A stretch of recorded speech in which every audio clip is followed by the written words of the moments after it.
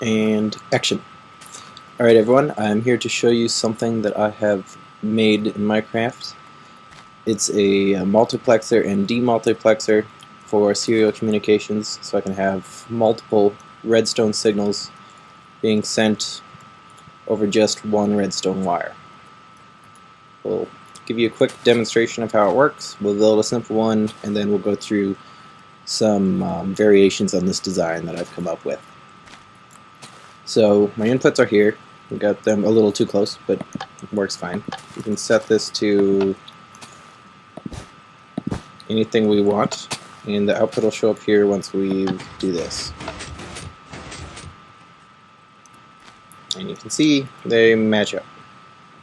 With up is 1 and down is 0. So we'll go through quickly how this works, and then we'll build one. So here, with this button, goes through a monostable circuit, so we can get a control pulse that we need. I have this set to 5 that's worked for me. There might be other timings that'll work just as well, but we'll go through the timings that work for me. This first line here is our control signal. This always needs to be on because this tells the demultiplexer that it needs to start working. And then we have pistons for all of our control signals that go down, and we have redstone repeaters set to 4 on top of these. These come together to one line, and then it goes over to our demultiplexer.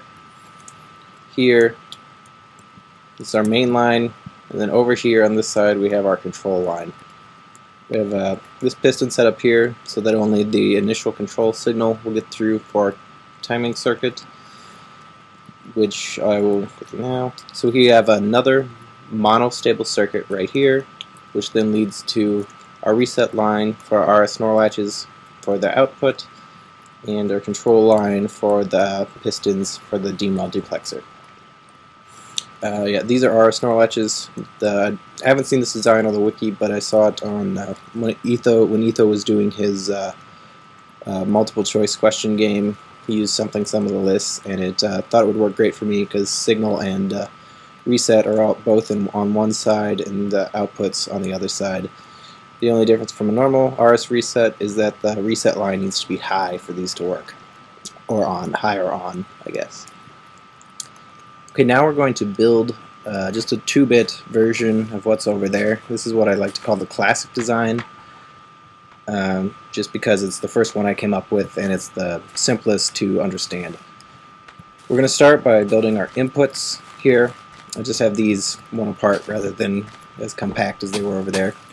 We start with torches here, just because I like the outputs of my levers to match up with up being on and down being off, but you don't have to do it that way. So we put redstone here. These pink places are going to be where our pistons will drop a block. So I've just denoted that with pink in this case. Then we put repeaters on each side, on the opposite side of the piston. Next we'll put a torch here in redstone for our control signal. This one, like I said, always has to be on because it tells the demultiplexer to start working. Next is our monostable circuit. We'll just put a button here, move chicken, and set these 1 to 4 and 1 to 1. Seems to work. Torches, and run the redstone wire for the monostable circuit. Next we'll run our wire up our control structure. Then we need a repeater here, set to 4. And then wire for our next piston. Another repeater, also set to 4. And wire for the next piston. You can continue this going as long as you want. The only difficulty might be is getting all your control signals or all your signal pulses out onto the serial wire. So now that that's done, we'll put our pistons into place. Back straight down. We'll use red blocks here. for the powered blocks that control which signal is being sent. Run our wire. I like to have repeaters just as soon as it comes out and right before it goes into our demultiplexer. You can run this pretty far. I haven't tested the full length, but I think as long as both of them are in memory at the same time, it should work. We'll run our wire here. This is for our signals. You notice that they're one farther away. We'll get into that a little bit once we get up onto our control structure. And then this will run to our timing system for the demultiplexer. Now we're going to need 2 non-sticky pistons, wherever they are. There you are. Always hard to find. So we'll put 1 piston there, 1 piston here, and a block. We'll need a signal here. That one just needs to be set to 1, I believe. Go double check here. Yep, that one's set to 1. Then we set up another monostable circuit over here. Again, with set to 5. I have gotten this to work with just set to 4. But I've never gotten the encoder working when it's set to 4, so I just have them both set to 5. So we now have our monostable circuit. We need another repeater here. This one's set to 2. This just completes our timing, so it's 4 ticks, like all of those repeaters up there. We'll run redstone to this piston.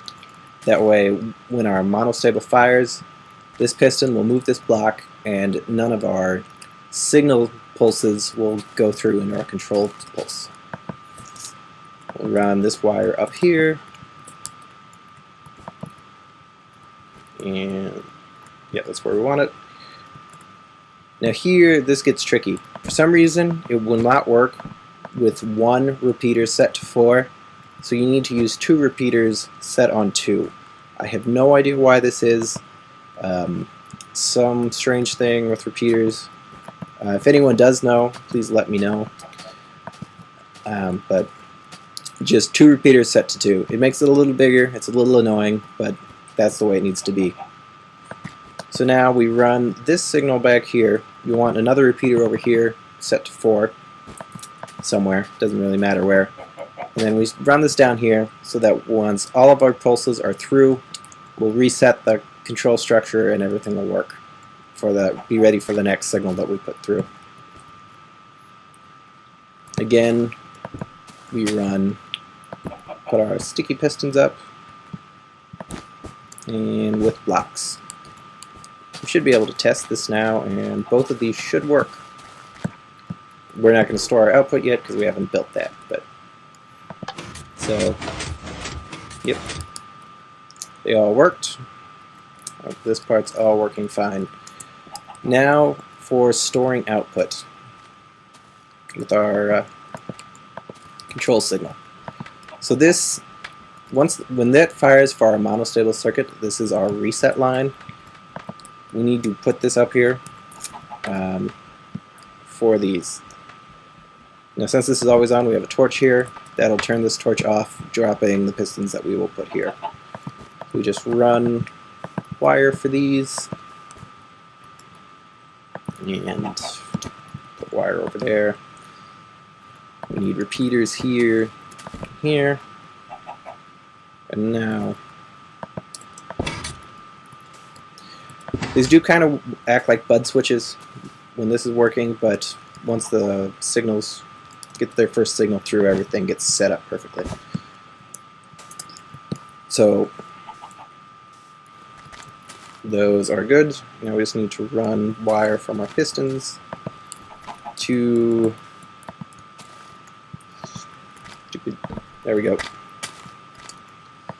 So we have those set. I always like to put the repeaters after the block just so I don't have to worry about if there's any delay. It probably would work before the block. You might just have to change your timing up above or something. But there, that should work. Everything should be done now. So we'll put 0, 1 through, run the signal, and we have 0, 1 out. So that's a simple 2-bit version of our classic design. Now we'll start going through some of the other designs that I've come up with. Alright, so 4 bits and 2 bits, those are great. But we want to get some actual data through our line, so I decided to make a 8-bit version of this. I ran into a few design problems, which led to a revision of the design, mostly in the demultiplexer part. Show you that it works though. We have our 8 bits here. I just run the signals from the demultiplexer underneath everything and up to these torches. So show you it works. We will put a signal through there. Actually, you can see it working a little bit better the longer you go. And it all worked. Everything works just fine for our 8-bit version. So the output, or the encoder, is basically the same, just longer. But the decoder got a little more complicated. Since all of our pistons over here, we need the 2 spaces between them. It got too long to run it just straight in one line. The signal didn't carry through for the entire way. So this is what I like to call the wraparound design. We just bring our signal up and over, and then we come down the other side of our main signal line here. I kind of like this design. I think it kind of looks like a computer chip when you have everything hooked up, but it's a little complicated just because you have to think about where outputs are going, which side they're going to be on, but otherwise it's pretty much the same thing. Yeah, for your reset line, you're going to have to put a repeater in it at some places. I had to put 2 in for this. But it pretty much works exactly the same as our 2 and 4-bit version. The classic design does. Just wrap it around, make sure you have repeaters in everywhere you need them. But otherwise it is exactly the same. But 8 bits is great and all. We gotta step this up another notch. So next we're gonna see 16 bits.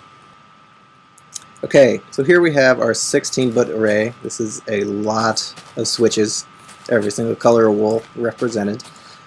There's a lot more design challenges when you go this big, and it gets very annoying to build, especially if you, with this version of the encoder. I came up with the revision later, which I'll show in a second next, but this was quite annoying to build.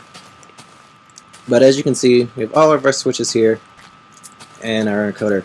There is one bug I'm going to talk about, or one issue I'm going to talk about when you go this big right off the bat. That is, when you get this big, you absolutely cannot put a torch in the line. I'll show you a reason how that came up. We have a different design for our decoder. I call this the wraparound double back. You can do, if I just do half this, I just call it the double back, but because we wrap around again, I call it the double back, or the wraparound double back design.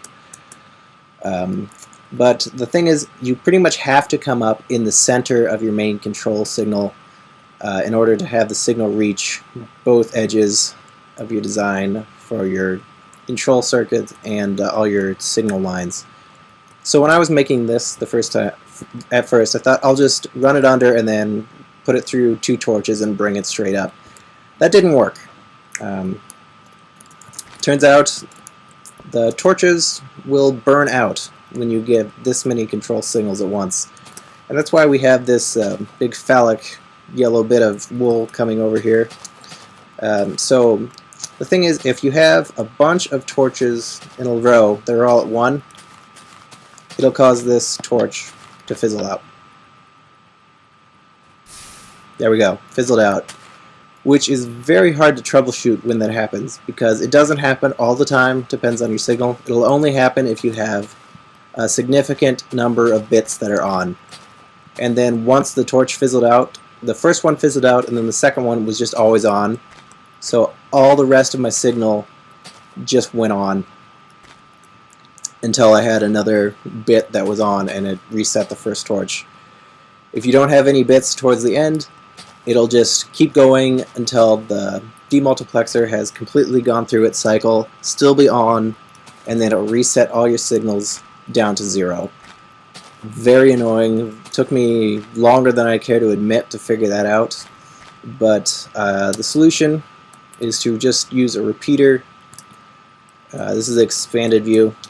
I just bring it up, repeater to this block, and then up to your control lines on either side. That's pretty simple, but we'll run a signal through just so you know that it's now working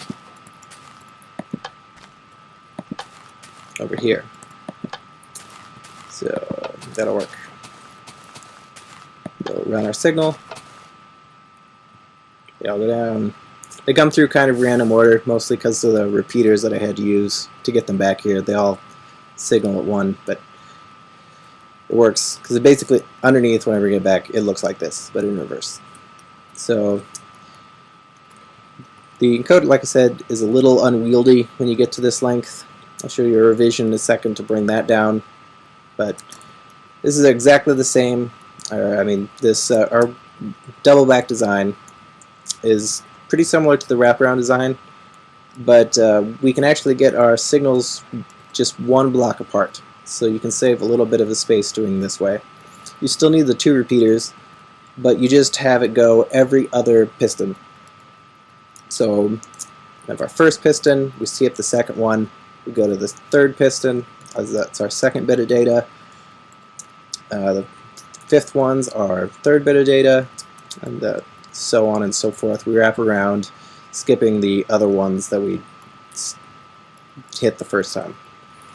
This is kind of complicated because our output data is kind of interlaced. So we have one, whatever number this is, 1, 8, I guess, 1, 8, 2, 7, and so on.